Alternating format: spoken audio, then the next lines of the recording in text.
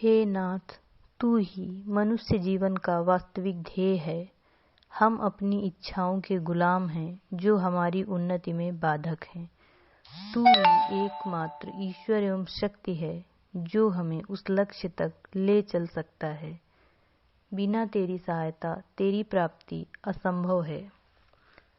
सुबह जब हम ध्यान में बैठते हैं तो इस प्रार्थना को 1 से 2 बार दोहराते हैं भावपूर्ण शब्दों में, और ये विचार शक्ति के साथ बैठते हैं कि हमारे हृदय में ईश्वरीय दिव्यता ईश्वरीय स्रोत से प्रवाहित हो रही है।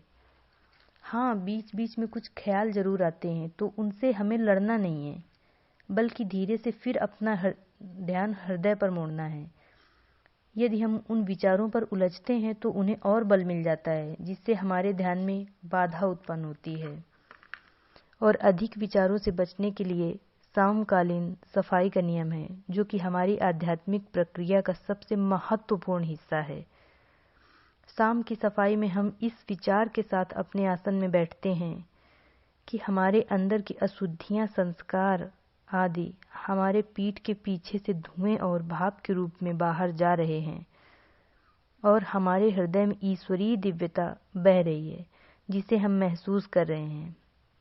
ये सफाई प्रक्रिया जितनी अधिक प्रभावशाली होगी, सुबह का ध्यान भी आपका उतना ही अच्छा होगा, क्योंकि जब पात्र खाली होगा तभी तो उसमें हम कुछ भरेंगे, वरना भरे हुए पात्र पर कुछ नहीं भरेगा, सब बहकर चला जाएगा। और रात को सोने से पहले प्रार्थना को भावपूर्ण दोहराएं और प्रार्थना करें कि हे नाथ, हे मालिक, मेरे किसी भी जन्म में यदि जाने अनजाने मैंने किसी को भी दुख पहुंचाया हो तो मुझे माफ़ करें, और यदि किसी के भी द्वारा मेरी आत्मा दुखी हुई हो तो मैं उन सभी को माफ़ करती हूँ। हे ईश्वर, मुझे क्षमा कीजिए, माफ़ कीजिए, और अब आगे से किसी की आत्मा को मैं दुखी न करूं। संसार के सभी स्त्री पुरुष एक दूसरे से नैतिक व्यवहार करें, सभी सुखी, निरोग और चरित्रवान बने, सभी आध्यात्मिकता की ओर बढ़ें और सबकी आध्यात्मिक यात्रा अनंत तक हो। और इसी के साथ मालिक को याद करते हुए और सुबह के समय को सोचते हुए कि मुझे सुबह ध्यान के लिए जल्दी जगना है, इस विचार के साथ सो जाइए और फिर आप सुबह अपने निश्चित किए गए समय पर जग जाएंगे। ये जो हम प्रार्थना करते हैं वो सिर्फ हमारे लिए नहीं है, बल्कि हम सभी के लिए करते हैं। इसमें कहीं भी कोई मैं भाव जैसा शब्द नहीं है, बल्कि हर जगह हम शब्द प्रयोग है, जो कि सबके लिए है। जब हम नियमित होकर ध्यान साधना करने लगते हैं तो कुछ दिनों में ही हमें अपने अंदर परिवर्तन दिखाई देने लगते हैं। जैसे हम किसी की निंदा करते हैं तो हमारा मन रोकता है और कहता है कि ये गलत है, और ईमानदारी, प्रेम और शांति महसूस होने लगती है। फिर एक समय ऐसा आता है जब आप दिन में भी ध्यान करने लगते हैं और आपको ध्यान में ही बैठे रहें ऐसा लगने लगता है। ऐसा लगेगा कब हम काम से फ्री हों और ध्यान में बैठें जाके। अब बात आती है ध्यान में अधिक आगे पहुंचने पर।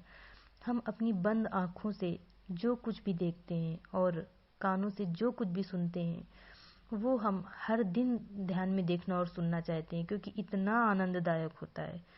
पर ये तो आध्यात्मिक यात्रा की दशाएं हैं। हर एक बिंदु पर अलग अलग दशाएं होती हैं। कभी कभी हमारा ध्यान बहुत अच्छा जाता है तो कभी कभी सामान्य हो जाता है।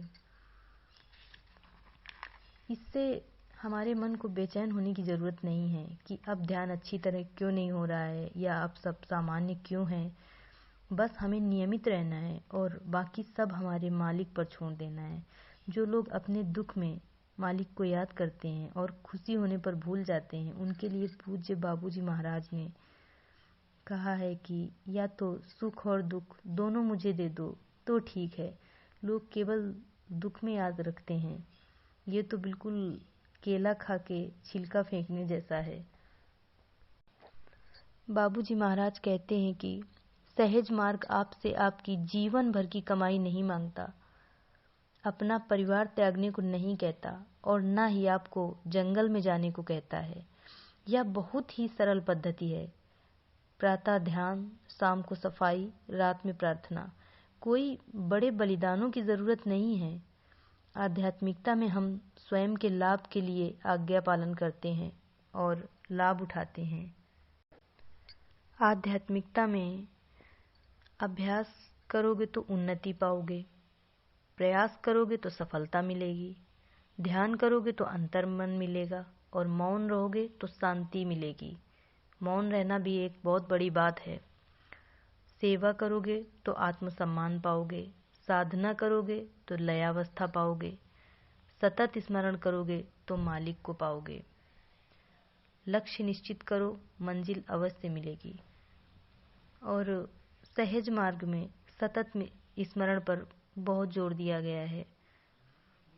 हमारे सुबह शाम की पूजा प्रार्थना और ध्यान के साथ साथ सतत स्मरण बहुत ज़रूरी है, जिसमें हम अपना काम करते रहते हैं और हमारे अंदर ध्यान भी चलता रहता है।